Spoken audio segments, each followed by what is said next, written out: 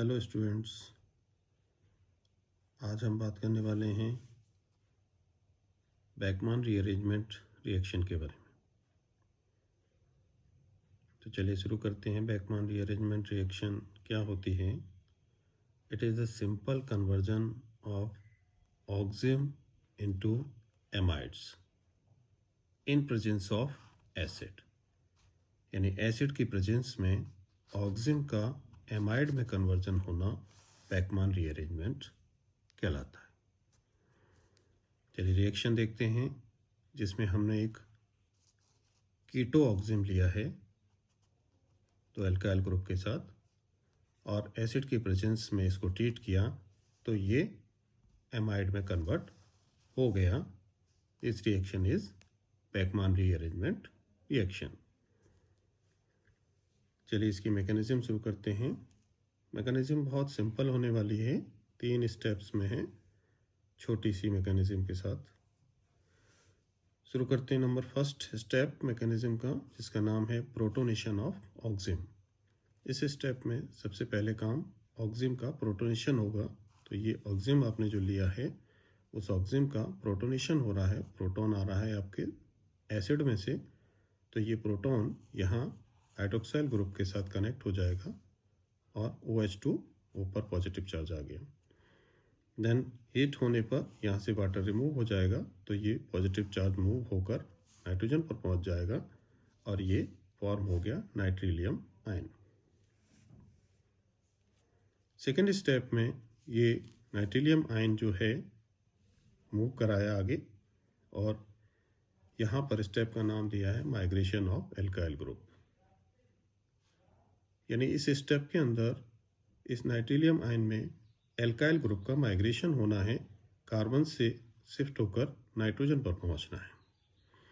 तो नाइट्रोजन से पर शिफ्ट करने के लिए यहाँ से हमने इस एल्काइल ग्रुप को यहाँ शिफ्ट किया, तो पॉजिटिव चार्ज मूव होकर कार्बन पर पहुँच जाएगा और ये एल्काइल ग्रुप की शिफ्टिंग हो गई। यहाँ एक बात आपको ध्यान देनी होगी, इम्पॉर्टेंट बात है, जिसको हमने नोट में भी लिखा है कि यहाँ इस कार्बन पर 2 एल्काइल ग्रुप हैं, तो आप किस ग्रुप को माइग्रेट करेंगे, इसको या इसको?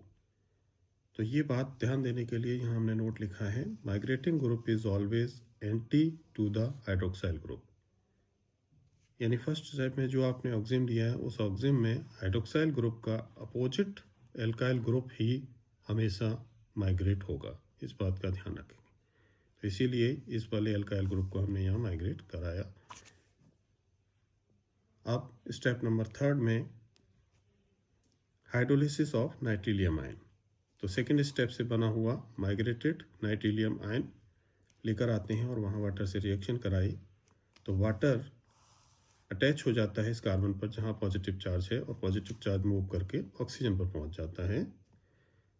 अगेन अब इसमें से प्रोटॉन शिफ्ट कर दिया जाता है, निकाल दिया जाता है यहाँ से, तो प्रोटॉन निकलेगा, तो ये OH रह जाएगा आपका अकेला, और ये कुल मिलाकर एक प्रोडक्ट फॉर्म हुआ, जिसको इनॉल फॉर्म कह रहे हैं, क्योंकि हमारा जो प्रोडक्ट है रिएक्शन का वो कीटोन है। यहाँ अल्कोहल फॉर्म हुआ है, इनॉल फॉर्म हुआ है। तो इस इनॉल फॉर्म के अंदर एक टॉटोमेरिज्म करा दी जाएगी, तो यहाँ से प्रोटॉन शिफ्ट होकर इस नाइट्रोजन के पास पहुँच जाएगा और ये डबल बॉन्ड शिफ्ट होकर यहाँ हो जाएगा, तो ये कीटो फॉर्म हो जाएगी, जो कि एमाइड बन गया, जो हमारा फाइनल प्रोडक्ट था रिएक्शन का। तो इस तरह से ये मैकेनिज्म कंप्लीट होती है सिंपल 3 स्टेप में। पहले में प्रोटोनेशन कीजिए ऑक्सिम का, सेकेंड में माइग्रेशन एल्काइल ग्रुप का, और एल्काइल ग्रुप का माइग्रेशन में ध्यान दीजिएगा उसी एल्काइल ग्रुप का माइग्रेशन करें जो OH का अपोजिट होगा।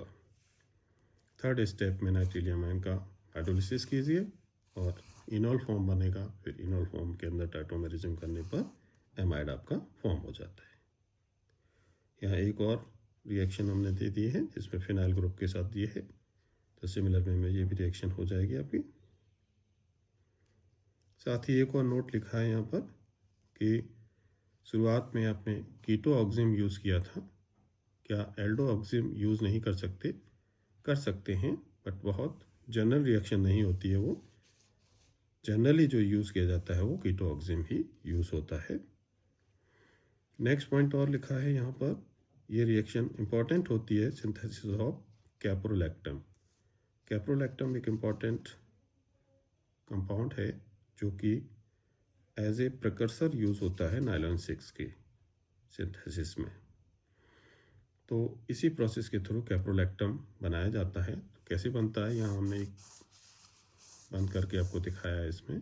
तो साइक्लोहेक्सिनॉन लेते हैं, हाइड्रोक्सिलामीन के साथ रिएक्शन करके ऑक्सिम बनता है, पहले उसका ऑक्सिम हीट होके कैप्रोलैक्टम में कन्वर्ट हो जाता है। खैर ये आपका सिर्फ जनरल रिएक्शन सिंथेसिस बेस थी जाननी, आपको मेनली ध्यान रखना है आपकी मैकेनिज्म पर, Beckmann reaction and their mechanism. तो ये सिंपल सी रिएक्शन एंड देयर मैकेनिज्म आप ट्राई करें, इजीली हो जाएगी। चैनल पर नए हैं तो चैनल को सब्सक्राइब और लाइक ज़रूर करें। Thank you.